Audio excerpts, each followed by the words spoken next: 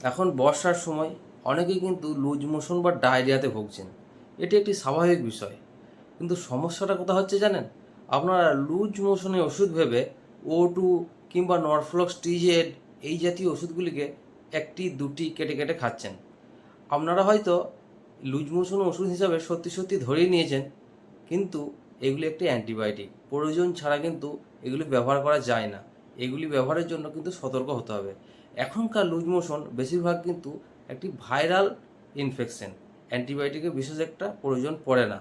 তবুও আপনার যদি লুজ মোশন 2 থেকে 3 দিনের বেশি স্টেবল করে যায়, তাহলে কিন্তু ডাক্তার দেখিয়ে অ্যান্টিবায়োটিক খান।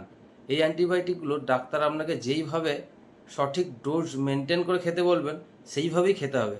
আপনি চাইলেই কিন্তু যখন ইচ্ছা একটা খেয়ে নিলাম বা ভালো হয়ে গেলে খেলাম না, এইরকম অ্যান্টিবায়োটিক কিন্তু ব্যবহার করা যায় না। লুজ মোশনে আমাদের প্রাথমিকভাবে করণীয় কী? লুজ মোশন আমাদের শরীরে যতটা না ক্ষতি করছে, তার থেকে কিন্তু ডিহাইড্রেশন এটা কিন্তু বেশি ক্ষতিকারক। আমাদের শরীরকে হাইড্রেট রাখতে হবে। প্রথমত আপনাকে প্রচুর জল খেতে হবে।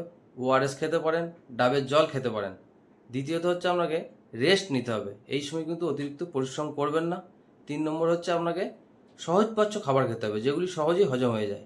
অতিরিক্ত তেল মশলা জাতীয় খাবার, ভাজা খাবার আর কোল্ড ড্রিঙ্কস এগুলি এই সময় খাওয়া যাবে না। দই জাতীয় খাবার বা টক দই খেতে পারেন।